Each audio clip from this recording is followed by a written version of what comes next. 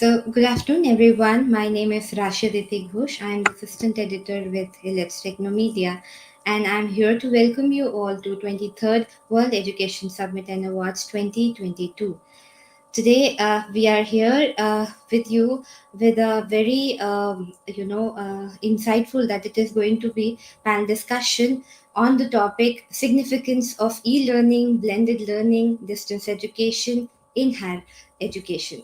Uh, with us during the discussion, we will be joined by Professor N.S. Santhosh Kumar, Vice Chancellor, Tamil Nadu, Dr. Ambedkar Law University, Chennai, Kunwar Shekhar Vijendra, Chancellor, Shobhit University, Meerut, Uttar Pradesh, uh, Professor Balvinder Shukla, Vice Chancellor, Amity University, Noida, Uttar Pradesh, Professor S.P. Singh, Vice Chancellor, Royal Global University, Guwahati, Assam, Dr. S.V. Kota Reddy, Vice Chancellor, VIT AP University, Amravati, Andhra Pradesh, Professor B.S. Satyanarayana, Vice Chancellor, C.V. Raman Global Good University, afternoon, everyone. Bhubaneswar, Orissa. Welcome you all to the panel. Namaskar. All right. So to begin with, as the topic suggests, it's all about e-learning, which is in, and we all are in the middle of a crisis which is ongoing. And along with the challenges, there are a few opportunities in disguise that has helped us to run the show, to impart education, and be in touch with our students. So to begin with, the first question for today's panel discussion would be, how has blended learning contributed to higher education in the era of digital transformation? I would request Professor B.S. Satyanarayan to answer this question for our panelists. Yeah. First of all, thanks for Alex for having me on this panel with wonderful experts. I think it's a privilege for me to have this opportunity. We are in a unique time frame where the whole world is looking at India for our education, our knowledge, our youth, our products, our services. And for the last 75 years, somehow the country made progress in spite of education. Because, I mean, the industries are working on their own. I mean, they have not even invested one pai into Indian R&D. I mean, at the most, some teaching development might have been done, or a few labs have been held, but that's a very small number compared to the type of Atmanirbharta that the government wants India to take up. So, but then today, pace of change of technology is very fast. Knowledge life cycles are reducing again, say to half of what it were earlier. So in this era, if education has to be delivered, students have to, again, we have moved from the to know era to do, to understand, to implement era of education. And for that to happen, it is mandatory that students have experiential learning, as the new education, national education policy has said. Even more important, linking knowledge and skill together from the foundation, fundamentals, and this should lead to understanding through experiential learning and also gain competence. Together, this competence and understanding should then lead to inquiry and further experiential learning enabled, excitement, innovation, entrepreneurship, and employment should be a by default capability, and all of this with a multidisciplinary system or design thinking approach, because nothing is today standalone. And for all this to happen, no teacher standalone can deliver anything. And we are, everybody is already, whether we liked it or not, COVID accelerated maybe 200% our adaptation of digitalization. So in this era when knowledge and digitalization today, at the click of a button or a mouse, or even just tapping my screen, gives me the unique opportunity also to get the latest patent, to the latest state of art reviews, to the latest product, process, technology, to industry, their view on their technology, everything together. So for all this to happen, teacher as a sage on stage would be an irrelevant, because no teacher would have all the information. So the teacher in this new education policy era of learner-centric education, where we are at the most a facilitator, a hand-holding guide, a mentor who can give them the right direction at best and when we want. So the education has to be online, offline, both combined, and in both cases synchronous, asynchronous, both have to happen. And for all this to happen, if there is no provision for leveraging blended learning, and especially from the fundamentals to on a day-to-day basis correlate contextual developments, it is next to impossible to deliver education, because none of us will have that provision. And that is why, see, for example, when so far all our compliance norms were focused on input based assessment, government indirectly has said now it is more outcome based assessment also, because they said 40% of your curriculum can be got from external agencies. I mean, it's up to you to decide, define, and approve it. I mean, of course, there is an academic bank of credit process approved. There are so many things, but still, I mean, it's still a work in progress. Not everybody fully understands it. So, if this blended learning provision doesn't exist, it's next to impossible. And we are happy to say, for example, I mean, just let me know whenever I have to stop, because the professors never stop talking. Okay, okay. For example, is if we had whole of this pandemic, for example, as a new university, we had clearly taken upon us that the learning has to be knowledge and skill linked together. It cannot be standalone knowledge, again, bereft of context, bereft of, references and experiential learning. So now we had also created skill centers. I'm happy to add, I mean, that see, in January, we won about 29 of the 254 national skill awards, and it was more than 10%, or we are close to 60% of Odisha's medals. Odisha was the number one state in national skills, and students are getting ready, about 29 medals, getting ready to go to China after the final selection. So for all of this to happen, if we were to only depend when there was nobody in the class, everybody offline, if there were no provision for blended learning and no adaptation of blended learning, it would never happen. And the major problem in all of this, and also today it is like the cloud computing, which gives me on demand capability to have infrastructure, scale up infrastructure and all that. Here we could well curate the content on the web, link it to my syllabus, contextually link it to the student, and then give them assignment, project, process, activity with synchronous and asynchronous learning. So, but for blended learning, I think we should have closed shop.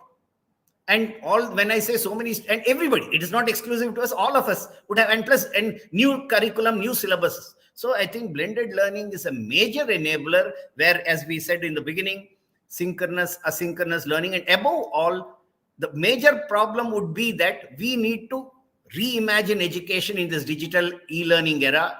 And the first people who need to reorient themselves are the teachers, and they have to learn that it is no more syllabus curriculum content, but it is the assessment. I can have a one-line syllabus, but I can assess a whole subject by the activity and experiential learning. So assessment, and the right assessment, especially when student in this blended learning mode predominantly are online, assessing how the student is learning, whether he is passive or active. How do I bring in assessment to encourage active thinking enabled learning, because the skills that have to come out of it are so exhaustive, and it can never be assessed in an end semester exam. When you talk of whether it's academic functional skills, interpersonal skills, global skills, societal skills, and all of the creative thinking, critical thinking, analytical thinking, to environment, sustainability, to even circular economy needs.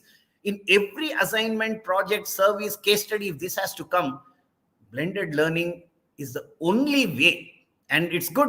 AICT, UGC have also given wonderful handbooks of how to do them, example, case studies, reference document. If we do not know, how do we learn? But then each of us would have to still orient, train, and learn among ourselves, and also enable our faculty to deliver it. And we are happy to say that, see, for whatever we are doing in last 2 years, we have also filed maybe about 60 patents, linking all of this opportunity. As I said, students have won skill awards, and we are even training 10 other institutions, and happy to say even students from other zones came and trained in our institution, and they did win medals in the skill sector. But as we said, and we need to understand, knowledge and skill have to go together. Just having information and saying an ITI education is irrelevant is useless. ITI education is a foundation. That with link with fundamental hands-on activity should lead to the inquiry and the excitement of innovation and entrepreneurship, patents. So I think blended learning is a key requirement. So I'll stop here. And if you want,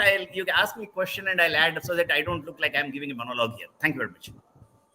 Thank you so much, sir. You spoke at length about how, there's a synchronization which is required. There's a need for blended education, how COVID has accelerated digitization by 200%. So heading over to Professor Santhosh, we would like to know your views on what do you think, how blended learning has contributed towards higher education in the era, especially during COVID when digital transformation is at its peak. How would you like to put your views on that? Yes, Rashi. Here the problem is one mode of teaching has to be adopted. On what basis we can adopt? That's the question. Professor Satyanarayana ji was telling about the blended mode is feasible and all. But no doubt, COVID-19 has changed the education system upside down, and we are rather compelled to do something. We have to find out a solution for effective learning, and we should get success out of that also. No doubt at all. Professor Satyanarayana sir correctly stated that blended mode is good, no doubt at all. But we are adapting. That is, after COVID-19 setbacks, we are adapting through e-learning, blended method, even correspondence education, that is distance education, and all we are adapting. But adapting in the sense we have no other way to go. That if as long as we are sitting in the chair of head of the education institution, it's a time for us to take a policy decision to adopt some method. So while adopting that method, we are normally looking after which method is feasible, for which normally we used to see the advantages and disadvantages part of the every aspect. For example, e-learning section, wherein if you see that there are a lot of advantages because it goes beyond the geographical location and affordability point of view also. If you see in a developing country like India, the financial problems are always an obstacle in the path of education for the majority of the population. So many students who want to learn and study cannot incur big expenditure. So they will always adopt this e-learning, no doubt at all. The same way, it will give a big boon to the teachers also, no doubt. Once again, because teachers are also now feel that it is convenient. The same way, if you see that one can sit in his own place and do things. So these are all the basic features vested with the e-learning, and it is being considered as advantage. And now when we practice it, we feel that this is a very good method in the higher education sector. That is, e-learning is good, no doubt at all. But at the same time, when we go and analyze the disadvantages part of it, it has got its own disadvantages. For example, insufficient infrastructure. If you see, yes, we are witnessing that the biggest challenge for the e-learning industry in India is lack of technological penetration in rural areas. Since most of the population resides in rural areas, it is a serious issue that needs to be tackled urgently. Though the government has launched several initiatives to fast track the technological development of Indian villages, to bridge the gap between urban and rural areas, presently it is not reaching the majority of the people. That is the biggest disadvantages of this e-learning. And then you come to the next one. If you see that there is a possibilities of rural and urban division. Yes, it is always developing economy wherein the infrastructure has to be provided. Online education is terribly low. So e-learning is limited mostly to tier 1 and metro cities. It is limited to reach in tier 2 cities, limited. Tier 3 and most villages do not have the infrastructure to encourage the e-learning. Power connection, internet connectivity, proper equipment, and tools to access the internet are hopefully inadequate. So in that scenario, what extent this e-learning method will get success? That is a big question mark in front of us. The same way, since an online education can be assessed at home or any other convenient place, there is a very limited direct interaction with the teacher and other people doing the study. So most of the discussion takes place through email, chat room, discussion groups, that's all. Lack of campus atmosphere affects the social interactive skill on the part of the students, even at times with the teachers also. It goes in this way. And another biggest problem is regarding the credibility of degrees, which goes to the extent of being called as corona degrees. See that degrees are being called as corona degrees in the sense the systematic study would not be there. So the degree obtained by that individual cannot be considered as a full-fledged degree. That is the assessment of people who are dealing with the degrees of people. We have seen that one HDFC bank has categorically given an advertisement stating that people who have secured degrees during this that corona period, that is 2022, are need not apply. Like that they've mentioned. What it denotes, they have obtained a degree through that online education. So in that way. So these are all the disadvantages there. The same way it is problem with the blended learning also. We have lot of advantages as well as disadvantages. When we weigh this, the disadvantage part of it, actually speaking, we feel very difficult to implement a particular set of learning process. So anyhow, as Professor Satyanarayana has correctly stated, we have no other way to go except we have to accept some learning system, and that learning system wherein we can wipe out the actual problems involved therein. Accordingly, we should see that that type of learning method is good.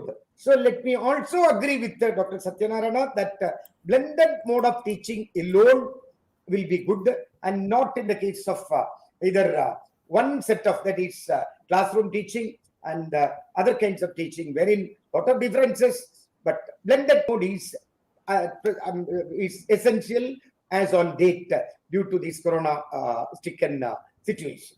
So that is my view. Thank you, Professor Kumar, for summing it up for us. Yes, he spoke at length about the possibilities and challenges as well. And the last mile approach is something which is actually hampering impartment of a lot of digital services. From education to other industries as well. So now extending this question on blended and e-learning adoption in higher education, but we would now like to talk about the challenges that are that the educational institutions are facing. I would like to ask this question to Professor SP Singh. Professor Singh, how would you like to talk about the challenges for blended and e-learning adoption for in higher education? Thank you so much, Rashi. Am I audible? Yes. Sir, you are audible. Yeah. Thank you. Thank you so much. So my esteemed panelists, Dr. Balvinder Shukla, Kumar Shekhar, Vijendra ji, Santhosh Kumar ji, I've recently heard Satyanarayana ji, Dr. Reddy, and others. I think I would say from the perspective of what probably have observed, what we have gone through in last 2 years, that blended mode of learning and digital e-learning platforms and distance education, which I recently have completed my master's degree in law from distance education. Every 10 years, I try to do something new. So I completed my LLM this year from Annamala University. So based upon all those things, I would say that what I have observed in my life so far and during the Corona time and before Corona time, involvement with MOOCs, SWAYAM and other platforms, ePathshala. So altogether, my observations are there in 1 minute, and then I will talk about the challenges, because I personally feel that challenges are definitely there, but it depends from circumstances. So I would start with this thought of mind that, for example, Dr. Balvinder Shukla is here. I was also part of Amity for quite some time, and I was part of earlier systems of Royal education group. Right now, is my second tenure of vice chancellor. So we might have worked in an institution out of 1040 universities. I probably know almost 500 of them, and maybe out of 500, 200 of them are able to provide any kind of education we are talking about. There's no challenge for us. It may be e-learning, it may be blended learning, it may be distance education. And the quality of a student what we are getting in our university, and the mindset and the affordability and the technology and their future grooming, that all is suitable for any kind of learning depending upon the circumstances what a student choose. This is one category. Another category comes from maybe the second level of institution, not with respect to, I would say, NAC or NIRF, but with respect to the students' quality, affordability, and about technology issues, availability of bandwidth, availability of so many other things which are required for blended learning, which are required for different kind of e-learning. So they may be having some challenges. And there will be third category also, where they are very much deprived of all the things, means resources, technology, bandwidth, accessibility, and motivation to go for online, cognition, exposure, and anything. So, I mean, if we, because, therefore, probably the organizers have put all three things together: e-learning, blended learning, distance education. So, some people in some remote area, for them, distance education will be better than blended. Distance education will be better than e-learning.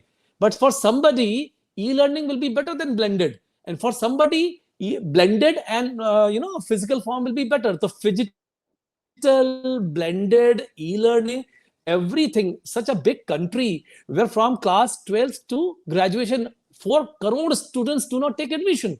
There, any kind of learning is very much required and very much possible.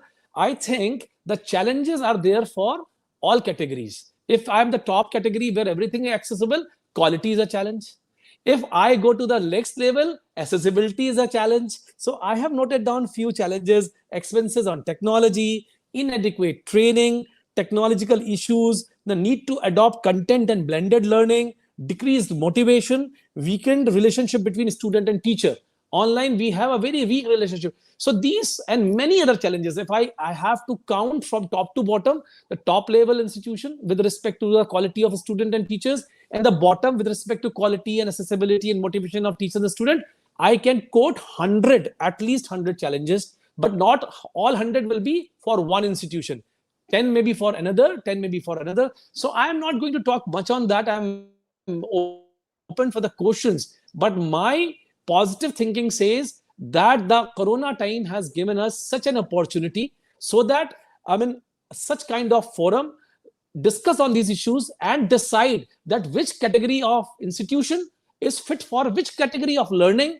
And accordingly, we should not talk about only our institution, your institution, or any other institution. We, as a prudent professors and teachers, in my opinion, and chancellors, we should talk about the country at large and think about what is possible at that particular position, at that particular location, at that particular university. Not only location, but also depending upon the quality of a student, technology, savviness of the student, motivation of the student and teachers, quality of e-content, quality of so many things together. So everyone is developing it at their own pace and trying to strive to do something better. And that is what India is. I'm so fond of, listening to all of you, and I try to read as much as I can. But as a student of strategy and management, I try to filter out things in my mind so that I can make the concepts clear. And I think I could do little justice today. Thank you so much. Over to you.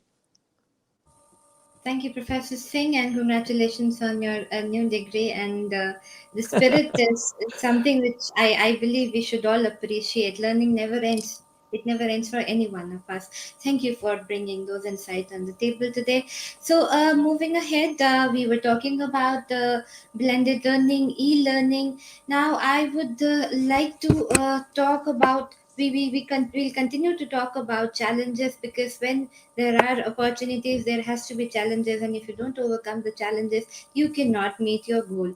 That is something optimism is all about. So, Shekhar, Vijendra, would you like to throw some light on blended education and the challenges that you come across when you try to implement it across the university there that you are associated with?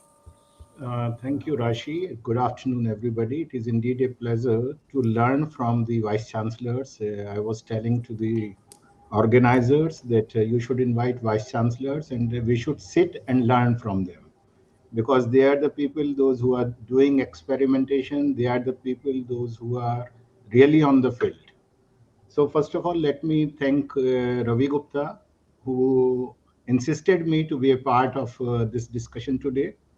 So when we look at the topic of the day, significance of e-learning, blended learning, and distance education in higher education, I will start from there. So if I look at, the stages are in just opposite direction. First distance education, then blended learning, then e-learning. The country is going in the same direction. We started with the distance education long back. We had our requirements, we had our own challenges as a country. Then blended learning came. However, during this COVID time, it get expedited. So we all started talking about it more and more and more. However, from physical classrooms to flipped classrooms, we all were there. We all were working in that direction even before COVID. Partially, we all were doing it. And now, when the government is talking about digital universities, the government is talking about having a large and enriched gross enrollment ratio, definitely we have to talk about e-learning through digital universities. I'm happy that Professor S.P. Singh, when he was talking not only from his experience, he mentioned one thing very important. He said that the challenges are individual. They are depending on the circumstances of the universities. They depend on demography, geographical locations of the universities, what is the agenda of the university, and what is the mandate of the university. Because if I look at our universities, one of our universities in Meerut and one of our universities in district Saharanpur in a small township, the mandates are different, the locations are different, the student demographically they are different. So definitely we have to see what we are teaching and why we need this blended learning over there. COVID times, as Professor Santhosh was mentioning, it was a forced thing. We all were doing it. We had to do something and we all did it. And we did it in our best manner. But now the time has changed. Now with new education policy, we all have to see that if we have to adopt the same, and if we have to adopt, then what challenges we all have to face with. When I talk about technical education, maybe I will not like to go much with the digital education or e-learning models. Yes, blended learning always I take as a boon. Why so? Because it was limited. Every institution, what we were teaching with the limited resources what we had, be it human resource, be it teachers and everybody. Once upon a time, we will invite a professor from X country or X university, and he will deliver a talk, and we will say, "Oh wow, something additional we gave." But now every day it is happening. Every day we are inviting people from the globe. So what is there blended learning? What it has given to us? One, it has given us an opportunity to have a collaborative learning environment. What we were missing in this country. What Professor Satyanarayana was telling, I agree with him. Today, teachers, professors, they have to become co-learners. It is not they are teachers now that you are sitting on the standing on the dais and you know everything. It is every day we all have to learn from each other. And this is what blended learning is all about. In a country like India, yes, there are challenges. When I look at the Bloom's taxonomy, when I look at all those pyramids and graphs, yes, challenges are there. And why these challenges are there? Because technology, what we have, is majorly to deliver. It is not to add much value. Like content development has to be seen. How we will develop a content which can be delivered in a blended mode. It has to be different. Our examination systems have to be different. Our assignments have to be different. There are so many things which have to be different, apart from the physical infrastructure, where there are challenges in the country. I'm sitting in Delhi. I know I do not have any challenge in infrastructure. But when I look at my university in Gangu district, Saharanpur, yes, there may be some challenge. And a student coming from far of rural areas, small villages, they have challenges. So they need to be seen. But if I look at further, if I go with the blended learning mode, if we see the vision, new education policy and the vision, it speaks about flexibility and quality through blended and e-learning. That a student must have an opportunity to pick teachers and timings of learning. So this is the challenge.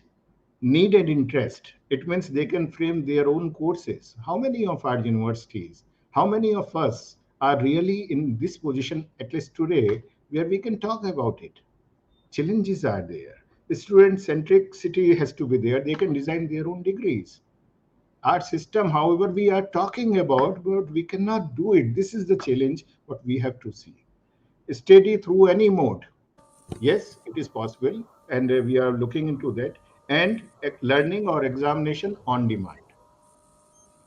Still, it is not there because blended learning we started in maximum of the universities and higher education institutions by force due to COVID.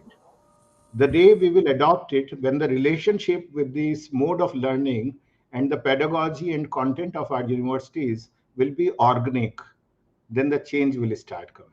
It was artificial, it was a forced relationship. Now, time slowly, it will become an organic relationship, and then you will see a lot of opportunities are there, and changes will start coming. And till that time, yes, there are challenges, and we all have to cope up, we all have to enjoy, and we all have to learn from them. So, thank you, Rashi, and looking forward to learn from the Vice Chancellors actually. Thank you so much, sir, for talking about the challenges, the opportunities, and many other things. Yes, of course, India is a diverse country, and psychology says no two individuals are alike. So the challenges has to be different, and we will have to categorically, define them and meet them to bring it into positivity. And yes, so moving ahead, I would now like to welcome Professor Balvinder ji, who has just joined us in the panel discussion. And my next question would be to her, and I would like to know her views on, what is the role of educational technology in the flexible learning modality, online, modular, blended in education. So, what do you want to talk about this? We were talking about blended education, e-learning, digital transformation. We spoke about challenges. So, what do you think is the role of educational technology in flexible learning model? Um, Thank you very much, Rashi. First of all, I would like to thank Dr. Ravi Gupta, CEO of the CEO and editor in chief for the Elets Technologies, for inviting me for this very important World Education Summit, where I'm able to see many of my friends in this conference, Professor S.P. Singh, Professor Satyanarayana, Professor Santhosh Kumar, and also wonderful, and also the Chancellor of Shobhit University, Professor Kumar Shekhar ji. So, the previous speakers have very rightly emphasized on the challenges what the other universities face, and the question is that the role of the education technologies. So technology is playing today very important role in education, whether it is the distance education, whether it is the online education or the e-learning education, even in the physical mode of education. The last 2 years, if the universities could continue their education, it was only because of the technologies. And we have also seen in last 2 years so many new education technology companies have emerged, that almost every day I get call from 10 to 15 technology providers, that they have come up with the new technologies which will help in admissions, which will help in academics, which will help in examination or student support or the student placement, all kind of things. So that means the COVID has not only, given the challenges, but it has, I would say, those challenges were more of a opportunities, because the way the technologies were, the emerging, and many times people were saying ki how the higher education institution in the country will be able to adopt to the technology so fast.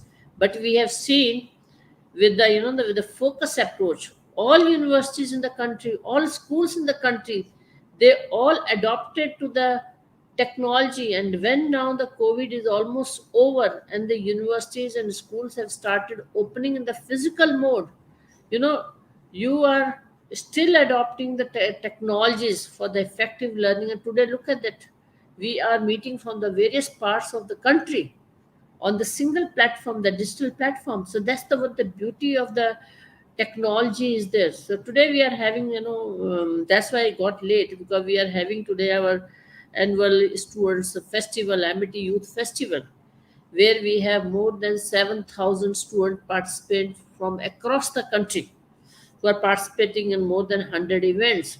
And it's possible because the very few students from the other universities have come to the campus. There may be around 500 or 600. Remaining all are on a digital platform. So this is the one of the very big, I would say, the enabler, help and support. And this is going to be the way of life for all higher education institution. Today, the campus recruitment, the company do not want to visit the campuses. They would like to do the, the recruitment the online, and they do the pre-placement talk, the interview, all kind of things. They don't visit, so that it is reducing the overhead expenses for the companies as well as for the education institution. Today, when you develop the e-content for the courses, once you have developed, the next year you have to only revise it, what new to be added, and the student can learn from that e-content as per their pace. So blended learning becomes extremely important. You do all the assessment online, let the student take their own time when they would like. So it gives the personalized learning, it gives the personalized assessment, and it also that you can revisit, you know to the content. If you have missed the class, as if the student have missed the class for whatever reason, that can have the recorded lecture, have the e-content which they can refer later on. So the learning becomes much effective.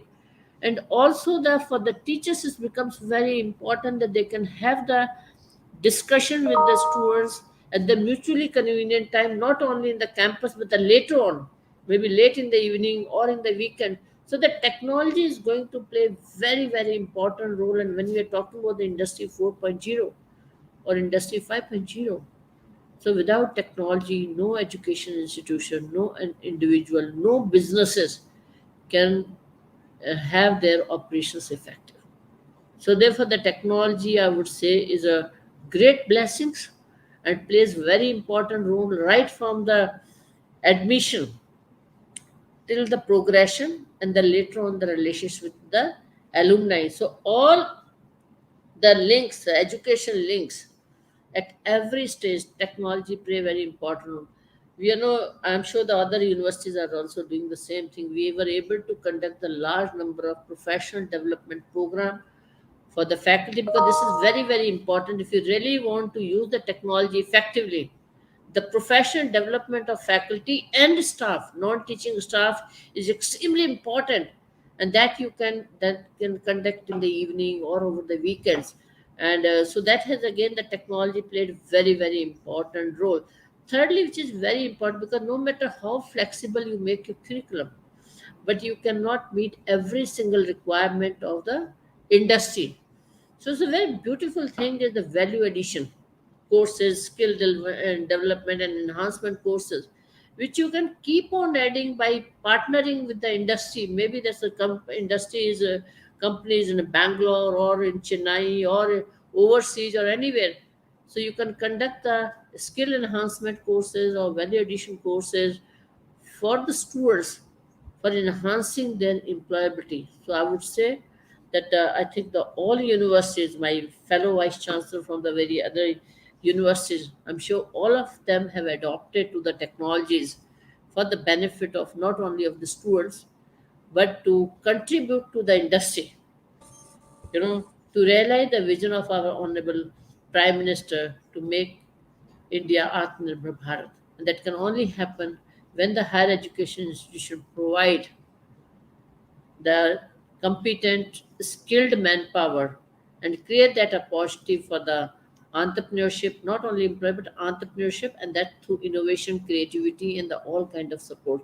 So once again, I would like to thank the organizers for putting this conference in place, where all the vice chancellors from across the country they can share their thoughts and their practices for the benefit of their fellow vice chancellors. Thank you so very much.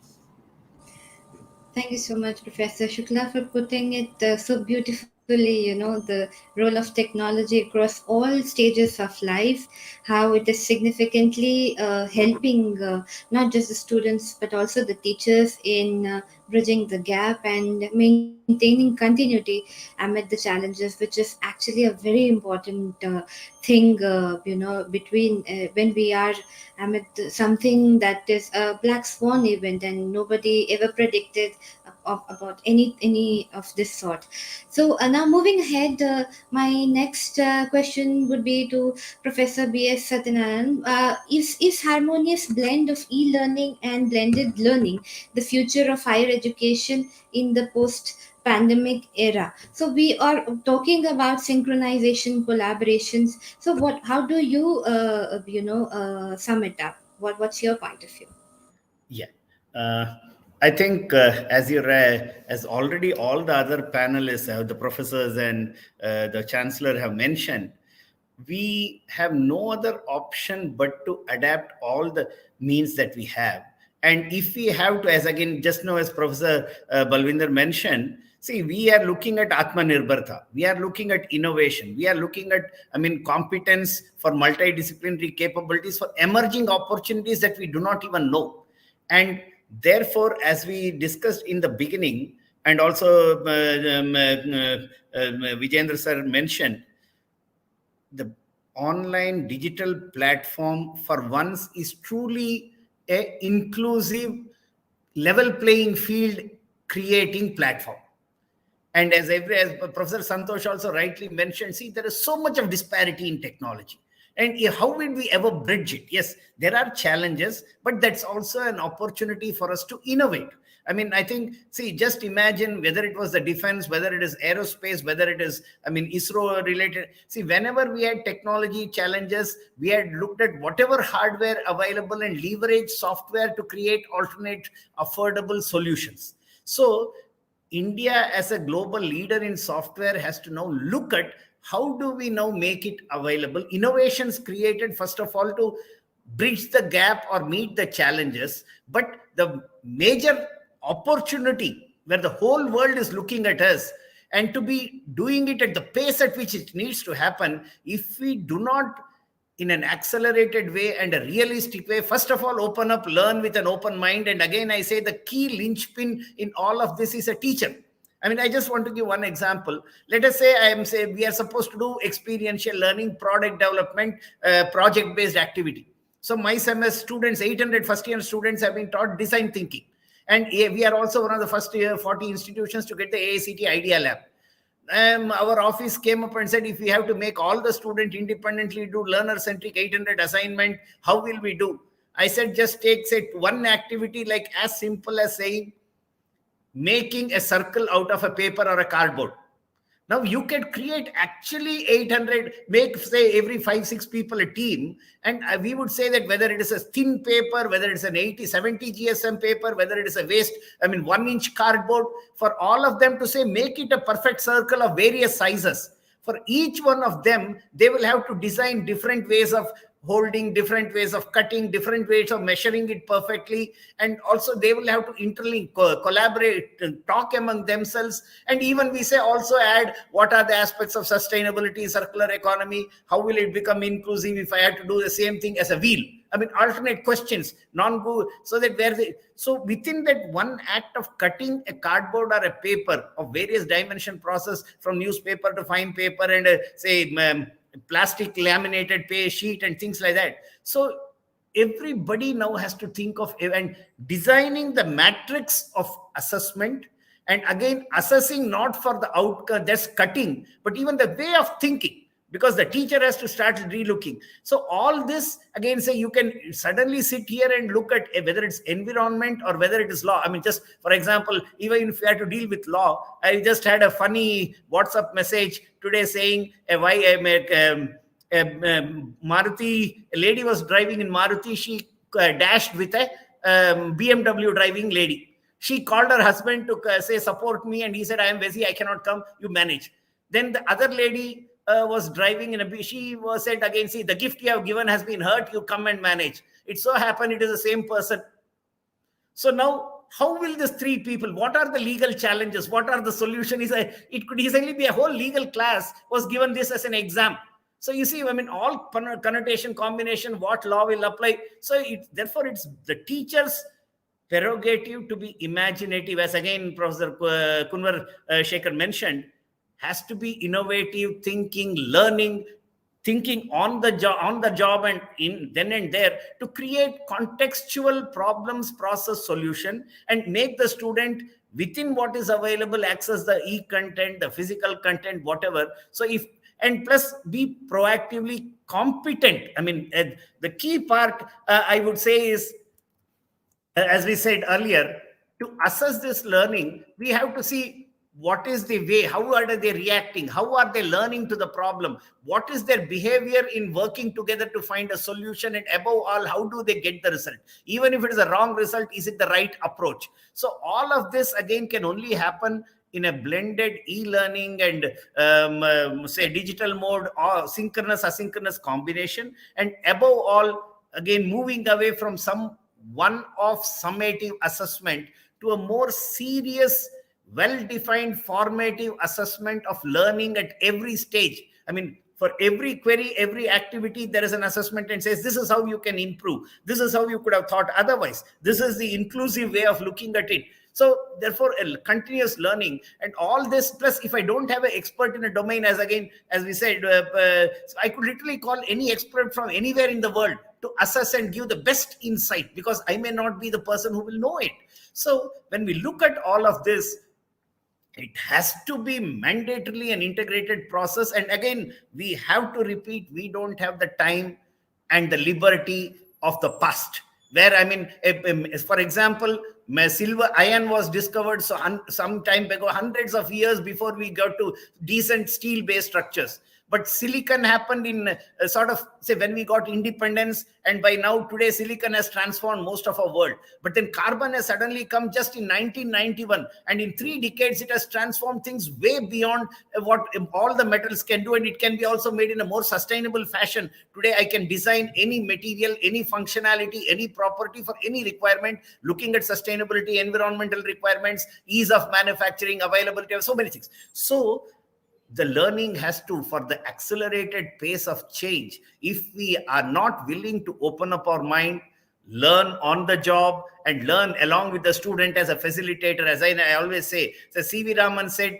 I mean, it is not that just the teacher who is guiding the student, but the teacher also gains from the student, both from his ingenuity or even sometimes a stupid question from him. Both ways the teacher learns. So it's a mutual learning, and we will have to leverage the best of e-learning, the best of blended learning capability, along with synchronous, asynchronous mode, all of them. And above all, as I say again, whether it is 1 or 100, today, I mean, there are professors sitting in their campus, but delivering online class again with one-on-one interact, because it's learner-centric education to thousands of people, of course, managing their time. So if we are not willing to open up, and especially we have the best human resource, the whole world is looking at it to deliver solution from all domain, including our own Atmanirbharta, We seriously need to give up talking about the problems. Yes, problems will always be there. We had no PPE, but in 3 months we could scale up production because it's not innovation. I mean, new invention, but innovation. So similarly, now we will have to come with innovative solution to look at our handicaps and resolve them, mitigate them, but accelerated way adapt. And only then we can move forward. And this, again, I say, a best chance for us to truly, as a country, not just leap forward, but in words of say, Professor Mashelkar, pole vault to the global leadership that we have always had for over thousands of years and lasted just for about, say, 100 years. Yeah, thank you. Yeah, thank you so much, Professor Satyanarayana. Right. So we are now, some challenges pertaining to the COVID and the induced challenges are, subsiding, but we are still amid some uncertainty where we are semi-physical and semi-digital. Some of us are, going back to our work as usual, but some of us are still glued to our computers, working from home or studying from home in case of education sector. So now we are gradually heading to the closure of this panel discussion. My last question from all of you would be, can blended learning be a tool for enhancing learning experiences through innovative approaches in higher education, especially in times when we are gradually moving towards physicality of the events as well? So do you think its relevance in the physical world as well as important it was during the digital monopoly or the boost? So I would head to Professor Santhosh for his views.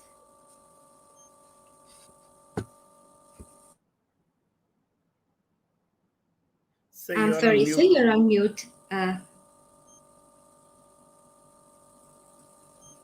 After hearing Professor Kunwar, Shekhar, Vijendra, Professor Balvinder Singh, Professor S.P. Singh, and Professor Satyanarayana, it is crystal clear that all the universities are now implementing a lot of new techniques for giving an effective learning, no doubt at all. But we do agree that the technology is growing every minute. So technological side, they are equipping to the maximum. There is no deficiency, we can say, because we have got the different platforms. These platforms through which we can give you a very good teaching also, no doubt at all. But at the same time, our problem is whether it is suitable or not. That is essential. Whether that institution can bear with that, and whether the students who are learning can equip or can cope up with that. Those are the problems which are in front of us. So as Professor Satyanarayana has rightly pointed out, depending upon that alone, we can adopt a method. See, let it be in the form of e-learning or blended learning or whatever may be. It should be suitable to the students, and to some extent it should be suitable to the teachers. Then only that method can be considered as the best method of learning. Education has been drastically affected by COVID-19 pandemic worldwide, no doubt at all. Schools, colleges, universities, research establishments have been shut for a long period. They cannot do anything at all. So higher education has gone, it is forced to go ahead with the digital world. But if you see the development which has been taken place in India, when compared to the foreign countries, especially UK and USA and all, our growth is very fast, because in US and all, at one point of time, they have already started this e-learning system and this blended learning system and all. It was there. But COVID-19 alone have forced majority of the institution to adopt these type of methods. But in its process, we have crossed even the European countries also, because our development is very, very fast. But as I already told you, there are some setbacks. Once we come out with that, all those setbacks, then alone we can very well say that that particular mode is conducive for the present circumstances. Anyhow, one thing is sure, keep aloof COVID-19, we have marched forwarded to the greater height in the field of education, no doubt at all. Our education is actually speaking, we can stand anywhere in the world. Such an extent we are equipping ourselves. But the problem here is what extent we can succeed in our mission of competing with any university or any country or anywhere any sort of teaching is going on. Therefore, the remotely offered education in exceptional times should not make education remote in terms of being inaccessible to the students. The higher educational institutions have to manage their resources and faculty in order to provide a quality education, which in future may not depend only on traditional modes, but may include e-learning methods, blended modes, and more other methods. If the state and central universities and higher educational institutions adopt these practices and adopt themselves to the positive changes, it can definitely offer a value-based education and knowledge. If we analyze the e-learning, blended learning, and even learning through distance education in the present scenario, and also taken into consideration of their merits and demerits, we can balance it by saying that it is a blessing in disguise. Why? Because of that alone, because of the disguise situation, we have introduced all these things. Because of that, we are coming up towards we are moving towards ivory tower in the field of coaching and learning process. So I am of the personal view that these methods will definitely take the higher education sector in a very higher position, and without we need not much bothered about the setbacks which are prevailing here. That will in due course of time that will be set it right, and those modes can very well be adopted. That is my view. Thank you, Professor Santhosh. Now, I would like to ask Shekhar ji about his views on what is his point of view on, enhanced, blended learning acting as a tool for enhancing experiences through innovative approach in higher education. Shekhar ji, can we have you on screen, please? Yeah, thank you. Rashi, already everything has been told. Yes, blended learning has a future. One, we all have to see that how we are going to use it, because it is going to add value. It means this tool has to be used very carefully, very precisely, and depending on the institution's environment and other things around.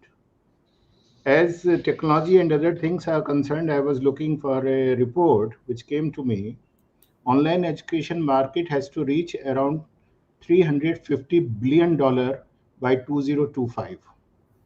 So it means what Professor Balvinder was telling, that every day she is getting 10 calls or 15 calls of people around.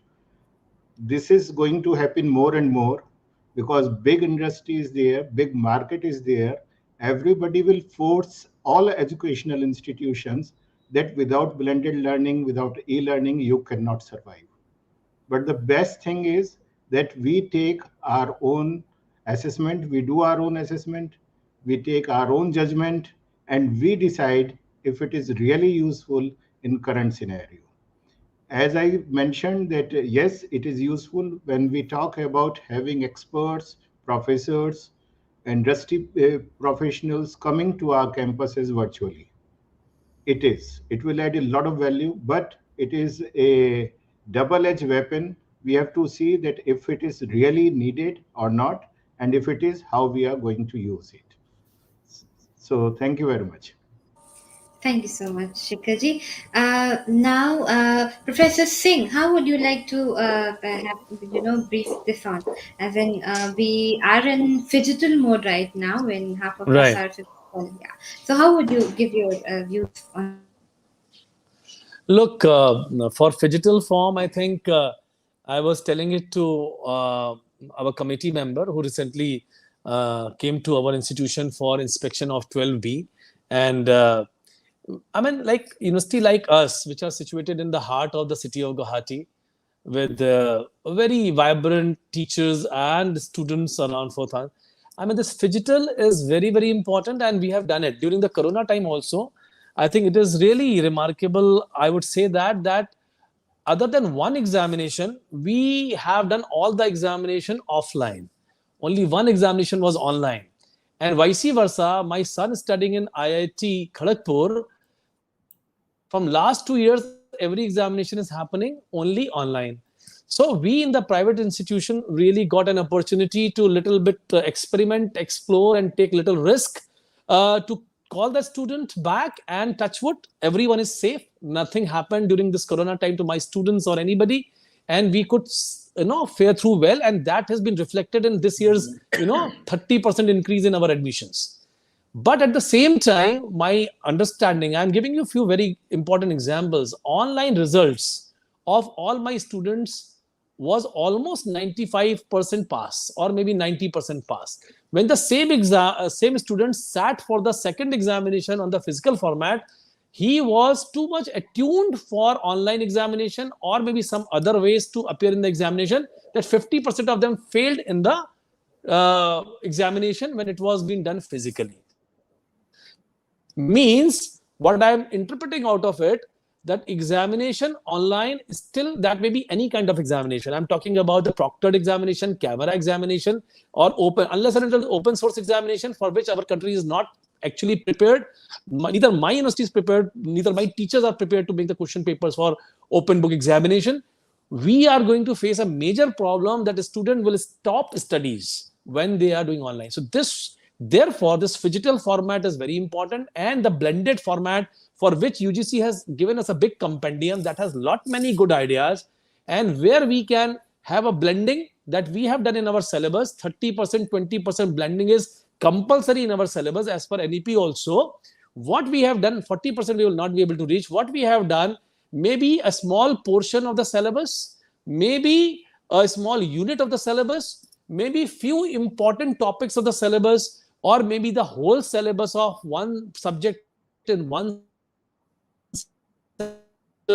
is being done, going to be done in the blended mode, where we are going to hire faculty which is not available in Northeast, which may not be available in India, and we have started a course of communication design or animation, and where the faculty is not available, blending is the best way forward. Earlier we used to call them, ask them to come and stay in our campus for 1 week, 10 days. Now it is not required. All practical aspect which has been done by our teachers, and theoretical part and other things have been done by people sitting at remote. So this is boon for university like us, where the student earlier going to around the country, they were going to Bangalore, Pune, Noida, Gurgaon. Now they have confidence after this blended mode that the same kind of teachers and students will be available in their campus, and they will be able to teach them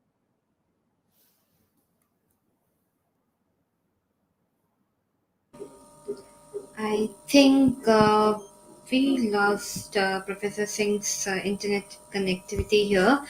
All right. So moving ahead, Professor Shukla, how would you like to share your views on the closer note on blended education as an innovative tool for higher education?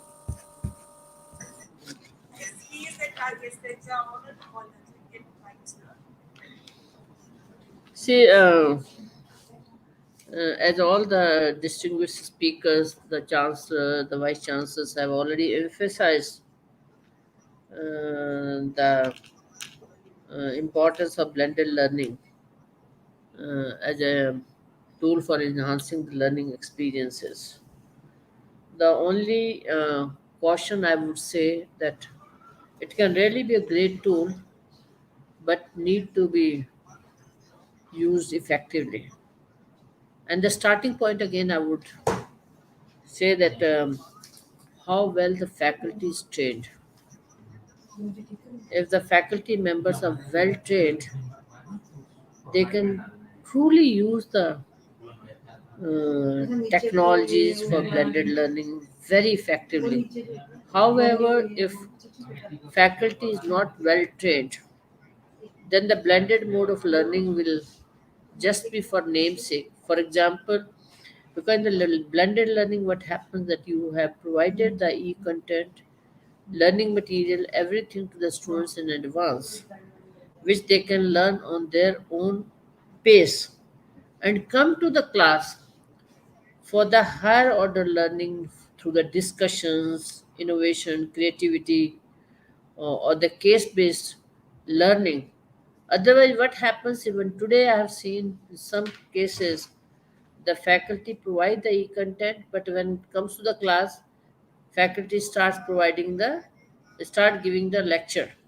So there the faculty need to become the facilitator rather than only one way lecture by the faculty. So that means the student need to come well prepared in the class, where the students as a group based or depending upon the course objective, student come and discuss in the class or present their whatever the work they have done based on the what was the e-content, what was the module objective or that particular session's objective.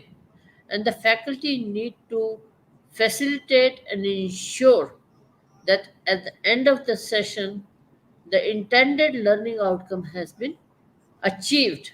So, therefore, for this, when we are moving from the normal lecture mode teaching to the blended mode of teaching, the professional development of faculty is extremely important. That's the first aspect. But at the same time, the orientation of the student is extremely important, that what is their role, what they're supposed to do in the class, and what they are supposed to do before the class, and what they are supposed to do after the class. So therefore that orientation is also equally important. So therefore the if the blended learning is going to be used, then the professional development of the faculty is extremely important, and the orientation of the students is extremely important. I remember we started the blended mode of learning about 6 years back. Earlier, we used to do only for one domain, and that was the management, where we used to have the case-based teaching, and where the faculty used to give a case to the students 1 week in advance or 2 weeks in advance, and then that they used to come and present, and the faculty used to facilitate. And then secondly, we used to have the same thing in law. But now when then subsequently we started for the other discipline also, it took quite some time for us to really orient the faculty that the blended learning means what. Blended learning does not mean that what you have given the material to the students as a pre-read, same will be repeated by the faculty in the classroom. That means the focus has to be on higher order cognitive learning and not the rote learning. So I'm sure this now, since the technology is playing very important role, and over a period of time, I think the higher education sector as a whole will surely bring that desired change and benchmark the Indian higher education institution at par with the global universities, where this the blended mode of learning has been a practice for years.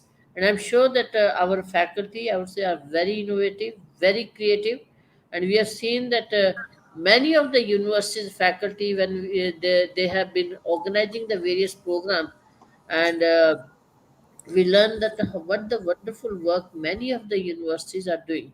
But at the same time, some universities have their limitations also, and that limitations have to be taken care by the organizations like the Elets and by creating these kind of platforms where everybody shares their thoughts, their practices, which can be adopted by the other universities. And I think the time has come when now the university need to collaborate with each other, not only looking for the collaboration with the outside universities, but we Indian university, irrespective whether it's a private university or the government university or state or central, we need to have more collaboration with each other.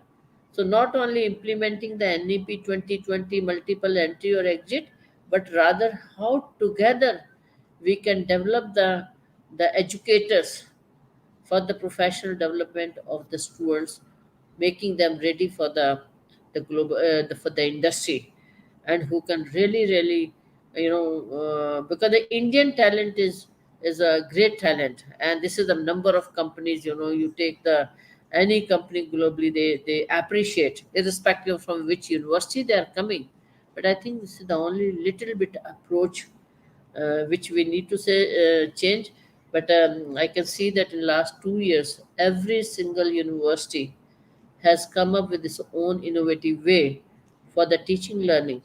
And so once again, I congratulate Rashi, you and Dr. Gupta for taking these initiatives. And I truly thank all the Vice Chancellor and the Chancellor for giving their time and sharing their thoughts and their practices, how they are bringing the excellence in their respective universities. Thank you very much.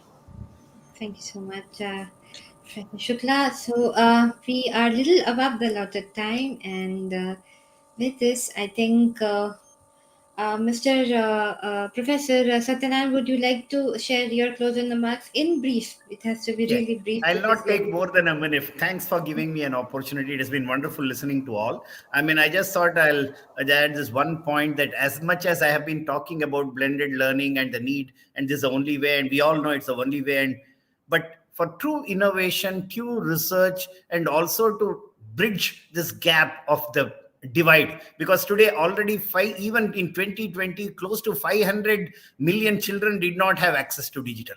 Even with accelerated movement, at least by 2030, still 200 million children will not have digital access. So therefore, and above all, therefore we need to see how do we change. And just to again put the whole thing in context, if the education sector spent about $7 trillion in say 2021, I mean only 4%, or just about I mean, say $300 billion or something was spent on digitalization or accessories and others in the education sector.